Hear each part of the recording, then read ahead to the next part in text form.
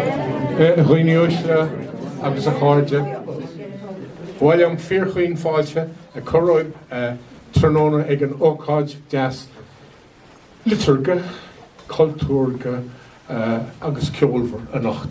You're very welcome to this. It's a very special occasion, I have to say, and it's lovely to see such a crowd. And I have to say, speaking on behalf of the management, it's lovely to be able to hand out a glass of wine to people again after all these dry couple of years. Ideally, it should be Nicky Howard on behalf of Gill who would be speaking and introducing you all here this evening, but it's me. And so I just want to say it's a real genuine pleasure to have Declan here with this incredibly exciting new novel, new venture, new medium for him, and a very exciting medium for us to experience. And to launch this book, and I have to say, by the way, as well, it's a great pleasure to have the artist who did the dust jacket, who designed the dust jacket, Pádraig Rainey, who is also with us this evening. So we're honoured in many ways. So to introduce and start proceedings, to introduce James Harold is kind of a bit ridiculous to a Galway audience. He's extraordinarily well known. He's been the arts officer here for about 1 million years, and he has been a one-man band promoting all forms of culture in this neck of the woods and doing it wonderfully well. So would you welcome, please, James Harold.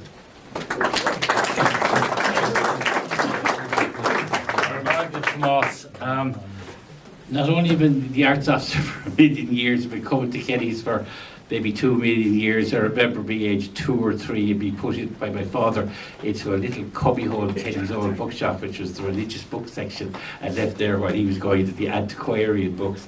He thought the religious book section was nice and safe and all. He beat me there. God, I don't know. But anyway, I've been come to Kennys for a long time, and I've had the pleasure of launching a few exhibitions and a few books here, I suppose, over the years. But this is a really special occasion, because on this occasion I am launching a true artwork. This is much, much more than a blockbuster. This is a work of art. I'm not surprised that it's a work of art, because I'm lucky enough to know Declan for a few years, and like I suppose all of us here know Declan's songwriting for many years now, which basically is it's poetry and it's storytelling of the highest order. Declan's albums are all artworks themselves, so I suppose it's no surprise when Declan turns to writing a novel that it too will be amazing. It is really a classic. At one stage, I'm not going to read all these notes, don't worry, but there's a really nice line that says, it's on page 191, for there was truth and there was the art of retelling it. And this is what this is. It is the retelling of a phenomenal story. It comes out of an obsession that Declan's had for many years, and Declan will tell you how that obsession started and how come it took him to this book. So I'm not going to raid in that parade by speaking about that. But just to make a few observations about the book, it is the book of a poet and a storyteller through the most perfect prose. It really is the highest quality prose. There are so many great bits of writing in it, if anybody's interested. Particularly good are pages 47, 132, 213, 265 and 338, one of which shows the most immaculate use of a semicolon, or 3 semicolons in a row I've seen in any book in years. But it is the most magnificent and saddest story. It's based on real events that happened in Macroom and the Badlands around Macroom in the year 1846 and beginning of 1847. It meets the horror head on. There are some passages that are quite difficult to read, but they're handled so well, written so well, told so truthfully, that one can go through them. I have so much praise for Declan for not softening it, for not cheapening it, for not turning it into some other sort of a book. He's gazing at it in the way that all the great 19th century authors like Tolstoy and Dostoevsky would do. Obviously he's written for a modern audience, the prose is contemporary, but he manages this amazing trick or skill where the prose in its rhythms and in its stateliness and in its stylishness evokes the 19th century while being very much part of the 21st century, which is a very, very difficult trick to manage, because quite often, you know, if you're reading a historic novel, for instance, and you say, this just isn't right, the language, when somebody says in a historic novel, you need to be doing this, or go for it, or something. And I say, no, it's never going to be like that. This evokes the 19th century through fine writing, through really well structured sentences and prose, and through a story. The story of Cornelius Creedon, Cornelius Creed, the pawnbroker, who is also the correspondent for the Cork Examiner, and whose dispatches form the core of the book, and also Padraig, the other main protagonist, whose story forms the heart of the book as well, which is based on an amazing true story, sad story that Tar Padre O'Leary spoke of in his autobiography, Miscéal Féin, where he talks of a very sad occurrence in the famine, which has previously been the basis of a fantastic song that Declan wrote. And of course, Tar Padre O'Leary influenced Daniel Corkery, and Daniel Corkery influenced Frank O'Connor. And so this wonderful continuation of important writers continues right to the present day, where you can so people here who knew Frank O'Connor, who in turn knew Daniel Corkery, who in turn knew Padre O'Leary, who tells the story in Miscéal Féin that is the core of this book. So you can feel it, you can absolutely feel it. You can feel it in other ways when you go to the ruins of the workhouses of Ireland, when you go onto Google Earth and see what's left of the workhouse in Macroom, when you see the square in Macroom, when you see the hotel, the Castle Hotel, which was Williams's hotel in the story, which is still there, when you get a sense of the way that people think. There's one chilling line in this where somebody in the Board of Works will not pay the men who've been working for weeks in the most atrocious conditions, just because the paperwork changed ever so slightly. And the Board of Works had the money to pay the men on the premises, but they wouldn't pay it out because the paperwork wasn't quite right according to their shifting perceptions. And the expression that the person used, I could have heard said in the finance department of Galway City Council this year, you know, which is, no, the paperwork isn't quite right, so I can't pay that. And of course, no kindness is ever unpunished, so that person in the Board of Works is probably aware there's someone that's breathing down their neck and breathing down their necks. And that sort of thing hasn't really changed. When I came into Galway County Council in the year, I'm going to say 1900, it felt like 1900, in the year 1990, it was shortly after the Berlin Wall fell, but the walls of the old Galway infirmary were still standing. And you could absolutely feel it coming out of the walls of the infirmary. It wasn't the workhouse was somewhere else, the old hospital. But you had that feel. And that feeling of bureaucracy, the feeling that, you know, that you must have endless meetings to make anything happen. That accumulated detail of meetings is so well portrayed in this book. Declan worked his way through the accounts of all of the meetings. So there is detail upon detail upon detail that altogether becomes this incredible juggernaut that is the Great Hunger. And it explains very well how it happened. It didn't have to be genocide. It was just bureaucracy. It was just an unthinking way of making sure that the book straight, that people aren't paid more than they deserve. And these are the echoes that we hear today. We hear the echoes a few months ago when Priti Patel, the British Home Secretary, was musing upon the fact that Ireland could be brought into line because they had the Great Famine, so they'd understand what it was like. It would happen again, perhaps. And it's just shocking to hear that, and shocking to know that Westminster unthinkingly could cause a tragedy, such a tragedy, in the 1840s, and looks like creating another tragedy today. So we have these echoes. We have the echoes of COVID, when people in the 19th century, that the malaise, the cholera, the famine sickness was spreading from person to person, and they didn't know what was causing it. And who would have thought that these ecological, environmental disasters, these medical disasters that caused the famine and caused other plagues, are still here to haunt us to this very day. So that the little family that hunkered down together on the windy ridge in North Cork, in the Pawnbrokers Award, Porrick's family, is echoed in all the families that hunkered down together in early 2020 and throughout 2021, trying to keep the show on the road. All of that is there in this tremendously sensitive, beautifully written, powerful book. Con Creed describes himself in his own mind. He's a pawnbroker and a writer, and he's a man of conscience. And he describes himself as a man of words. The words are what he uses, and with his passion for getting the story out, to give the detail of the meetings, to give the detail of how nothing is being done in the dispatches that go from Macroom to Cork, to the Cork Examiner. And being a man of words, he's also a man of conscience. And all of that could equally be said of Declan. Declan's novel is such a remarkable book. I think it's going to stay current in Ireland and abroad for a very long time.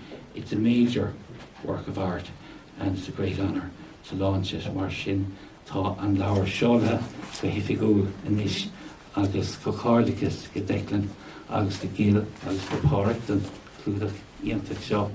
This wonderful, important, powerful book is now launched. Congratulations, Declan.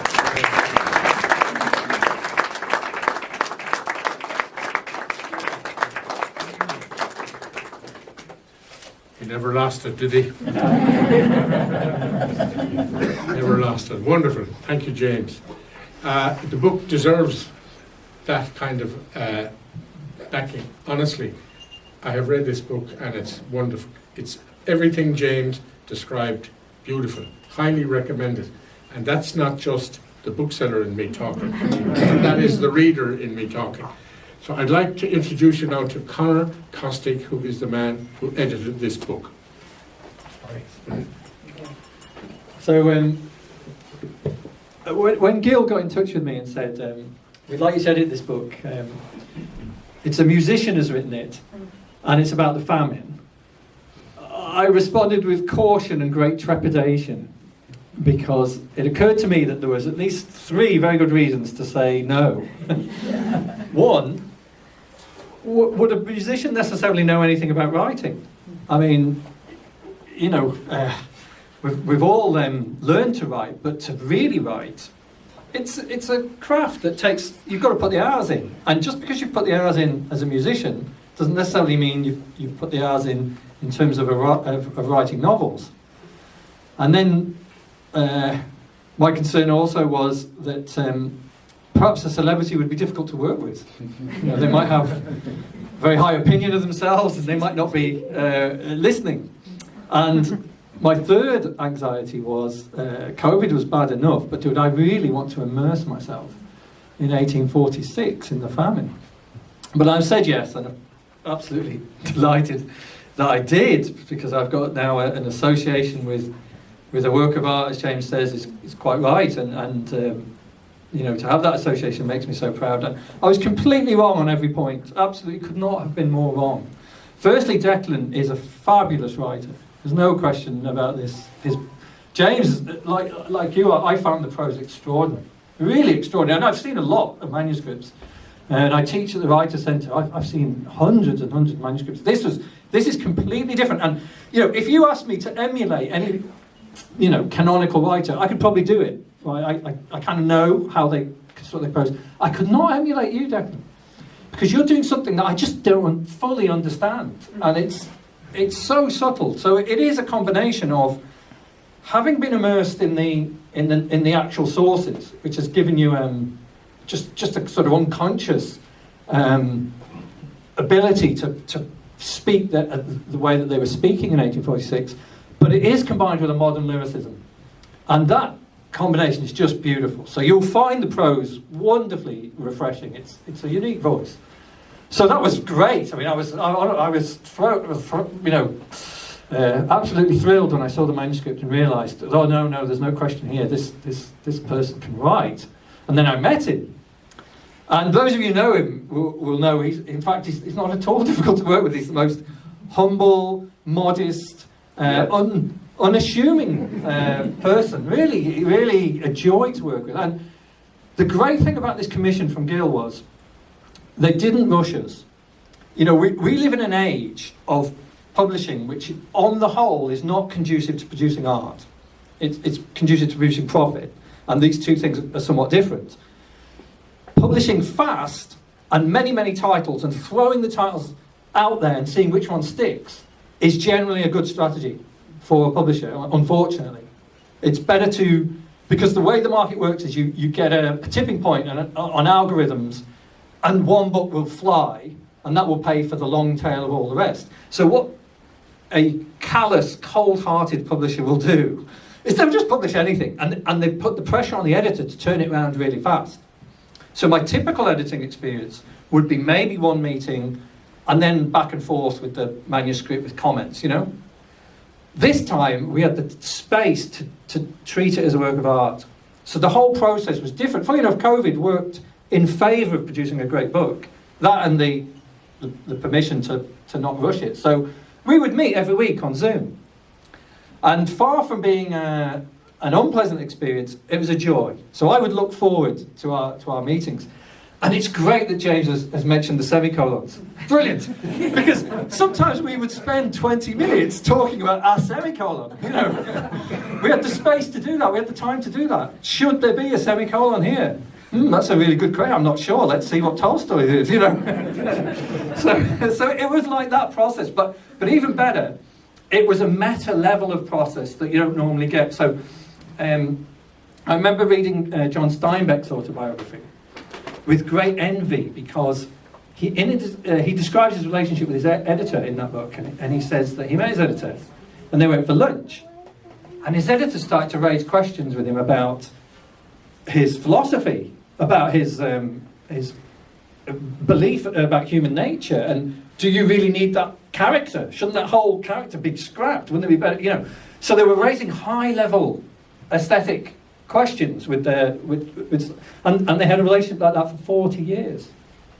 So as a writer, I've never had that kind of experience, and but here with Declan, I had a taste of that, because that was the kind of conversation we would have, and as a result, I'm so glad to hear James say that this is not just about a commercial novel that's going to be I think it will be a very successful novel, but it is genuinely a work of art. It is going to enter the canon of great Irish works, and we were all here. Those of you who've come in tonight, we were here at this moment, and years from now, this book is going to be recognised and appreciated, and we can all say we were there at the very, very beginning of it. Both in terms of the, he has great prose. He has, such an ability to pick up on what you're saying and have a conversation around it, that there's no difficulty working with Declan. And then lastly, was it a grim experience looking at the famine? And yes, sometimes, definitely. I mean, if anyone gets through this book without the occasional tear, they're a very hard-hearted person. But it's far from being a miserable book, very far from being a miserable book. It's full of love, It's full of humour. I mean, there's some scenes where I laughed out loud, you know, the Shawnee scenes in particular. They're really, really funny and a joy to read. But also, it's very resonant for our times. I don't think anyone will read this book and be so, you know, and not reflect on our own lives. I mean, the thing that got to me was sort of accurate what you said. So James is interesting. He brought his life experience to the book and could see the echoes of bureaucracy. Similar to you, we were editing this book in the first lockdown, and there were lobbyists putting pressure on the government not to have a tight lockdown, particularly for the aviation industry. And I could see the same kind of voices in the poor law committees.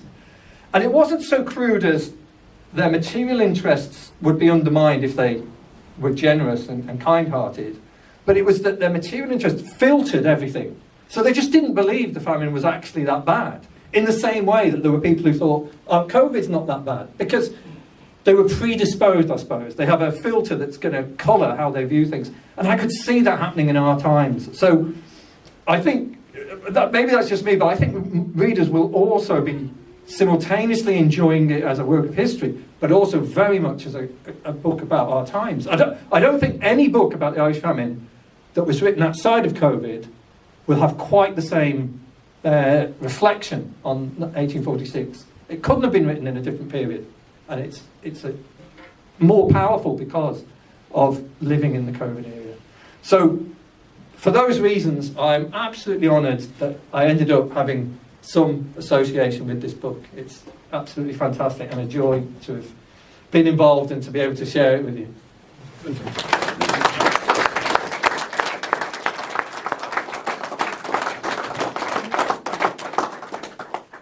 So now, it's the moment you've all been waiting for.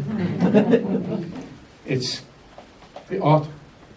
He's going to read a little passage first, I think, and then tell you whatever he wants to tell you. So will you please say, come on, Declan, well done, and congratulations.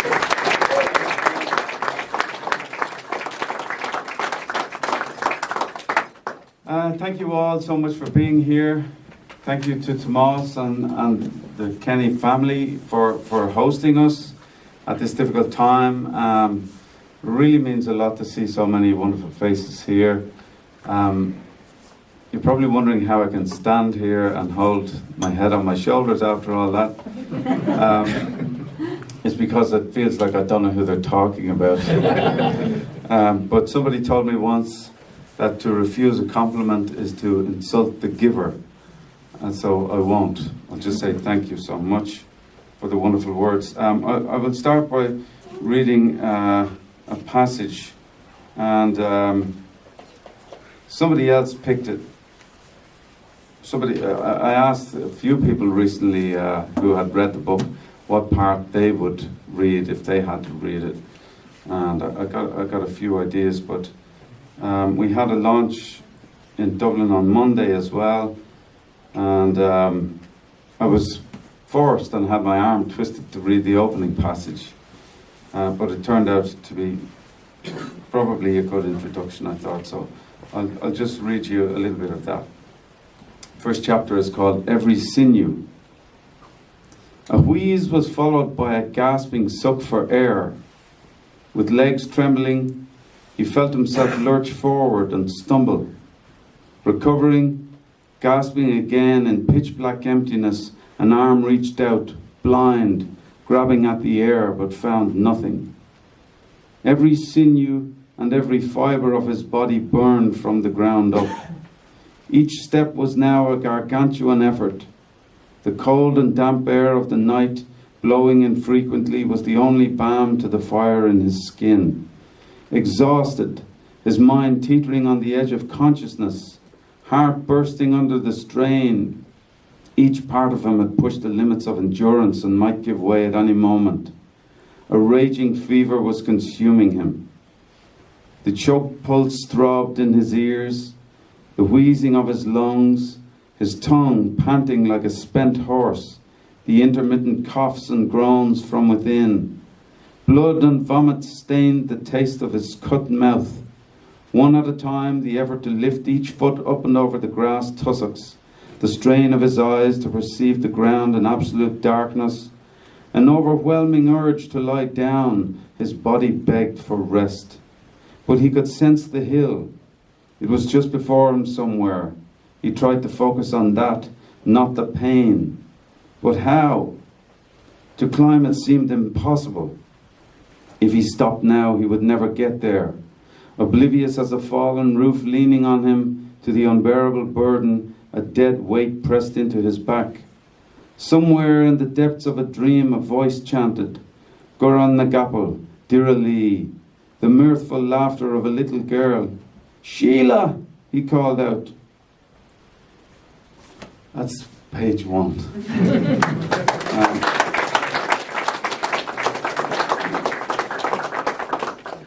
And yes, already by that stage we had had a lot of discussions about semicolons. 21 years ago, I stumbled upon the story of the O'Rourke family. I had recently learned that my granddad from Kinvara was born in the workhouse in Gort. He had been dead quite a few years before that, but you know, none of us knew what that meant. It was a bit of a revelation, and everybody in the family was intrigued and wanted to know more. I set myself a little goal that I would try to find out somehow, and within a short few months I found myself in Eason's on Collins Street, just literally walking through, and I stumbled upon a bargain bin full of books called The Workhouses of Ireland, and I thought, there's my chance to find out. And did I find out? My God. Well, I had no idea at that point that the workhouses were anything to do with the famine. It was just a word, and it was some kind of institution. But on page 1, the author talked about the O'Rourke family, and it was, you know, part of his opening remarks, and it just absolutely bowled me over. He talked about this man who basically, after leaving the workhouse, they'd gone in there, him and his wife and their 2 young children, when every other avenue had been cut off to them, and the children died first, and by the time they left a couple of weeks later, his wife was gravely ill too. They tried to walk, and she couldn't make it, and after a while he had to begin to carry her. He carried her for 6 miles on his back.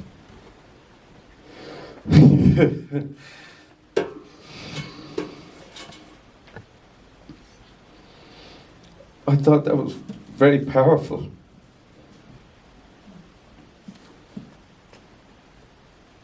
And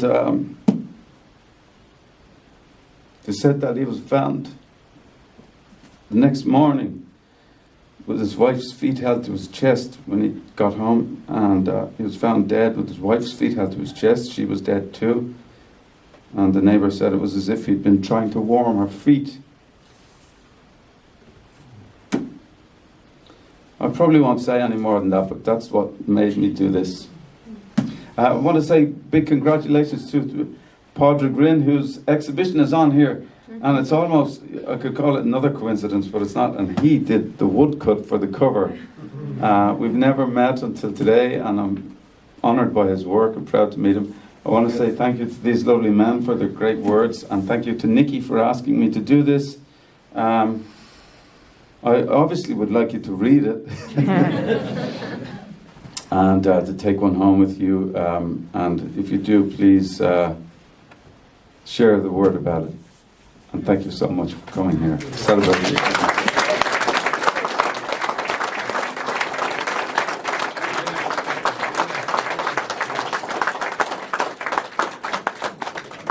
Yeah, we'd love you to take home copies as well. Anyway, it's a very special occasion, so tonight is the night to get the author to sign your books. And they're on sale now, and I promise you, an absolute treat when you read this book.